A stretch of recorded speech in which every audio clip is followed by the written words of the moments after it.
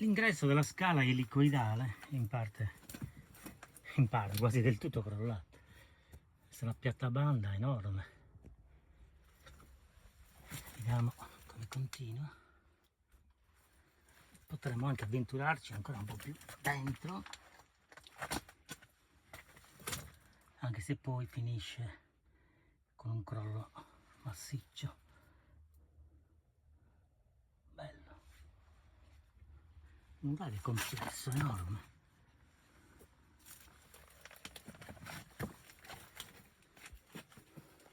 Questa scala poi deve portare al primo piano del nuraghe.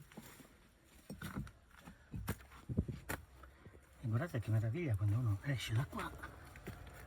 Oh, poi si vede il mare proprio. Ah.